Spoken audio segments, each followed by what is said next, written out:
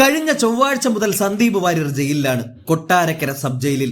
എന്തുകൊണ്ടാണ് സന്ദീപ് വാര്യർക്ക് അറസ്റ്റ് വരിക്കേണ്ടി വന്നത് എന്നും എങ്ങനെയാണ് അറസ്റ്റ് വരിച്ചത് എന്നുമൊക്കെ കേരളക്കര മുഴുവൻ മാധ്യമങ്ങളിലൂടെ കണ്ടതാണ്. ഇന്നിപ്പോൾ സന്ദീപ് വാര്യർക്ക് ജാമ്യമില്ല എന്ന വാർത്ത കൂടി നമ്മൾ കേട്ടിരിക്കുകയാണ്. സത്യത്തിൽ സന്ദീപ് വാര്യരെ പോലെയുള്ള കോൺഗ്രസിന്റെ നേതാക്കളെ CPM-ന് വലിയ ഭയമാണ്. അതുകൊണ്ടാണ് അവർ കിട്ടിയ അവസരത്തിൽ സന്ദീപ് വാര്യരെയും കൂട്ടാളികളെയും പിടിച്ച് ജയിലിലിട്ടത്.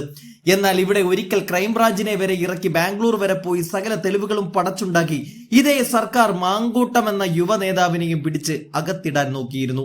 എന്നാൽ അതേ മാങ്കൂട്ടമാണ് കഴിഞ്ഞ ദിവസം കൊട്ടാരക്കരയിൽ ചെന്ന് സന്ദീപ് വാര്യരെ കണ്ടത്. സത്യത്തിൽ യുദ്ധം പ്രഖ്യാപിച്ച് കൈയും വെട്ടും കാലും വെട്ടും എന്ന് പറഞ്ഞിറങ്ങിയ പാലക്കാട്ടെ CJPക്ക് വലിയ ഒരു തിരിച്ചടിയായിരുന്നു അത്. മാങ്കൂട്ടത്തിന് പിന്നാലെ സന്ദീപ് വാര്യരെ കാണാൻ VD സതീശനും കൊട്ടാരക്കര ജയിലിലെത്തിയതാണ്. അതിനൊക്കെ പിന്നാലെ ഇന്നലെ KPCC മുഴുവൻ അണിനിരന്നുകൊണ്ട് ഭക്തജനങ്ങൾക്ക് വേണ്ടിയിട്ട് ഒരു വിശ്വാസ സംഗമവും നടത്തി. അതും സന്ദീപ് വാര്യർ അടക്കമുള്ളവർ കഴിയുന്ന ജയിലിന് വളരെ അടുത്തു തന്നെ. എന്തായാലും ശബരിമലയിലെ ദ്വാരപലകങ്ങൾ കളവ് പോയ സംഭവത്തിൽ സർക്കാരിനെ എയറിൽ നിർത്താൻ ഈ പരിപാടി കൊണ്ട് സാധിച്ചു. ഇന്നിപ്പോൾ 475 ഗ്രാമോളം ഏകദേശം 60 പവനോളം സ്വർണം എല്ലാവിധ അറ്റകുറ്റപ്പണികൾ നടത്തിയതിനു ശേഷവും നഷ്ടപ്പെട്ടിട്ടുണ്ട് എന്നാണ് കോടതി പറയുന്നത്. അവിടെ ദേവസ്വത്തിന്റെ തലപ്പത്തിരിക്കുന്ന മന്ത്രി വാസവനുമൊക്കെ എണ്ണി കണക്ക് പറയേണ്ടി വരും. ആ കാര്യത്തിൽ ആർക്കും യാതൊരു സംശയവുമില്ല.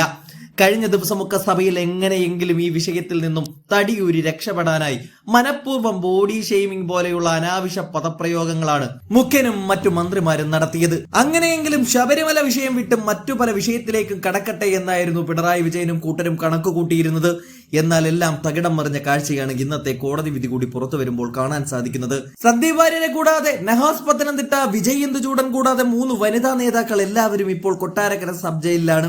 അവിടെയാണ് കഴിഞ്ഞ ദിവസം കോൺഗ്രസ് ഇതേ കൊട്ടാരക്കരയിൽ സന്ദീപും കൂട്ടാളികളും കഴിയുന്ന ജയിലിന് അധികം ദൂരെയല്ലാതെ വിശ്വാസികളെ ചേർത്ത് പിടിച്ചുകൊണ്ട് ഭക്തജനസംഗമം നടത്തിയത്. അവിടെ ചെന്നിത്തല പരിപാടി കഴിയും മുമ്പേ തന്നെ അറസ്റ്റ് വരിച്ചവരെ മുഴുവൻ ഓർത്തെടുത്ത് പറയുകയും ചെയ്തത് ഏറെ ശ്രദ്ധേയമായി മാറി.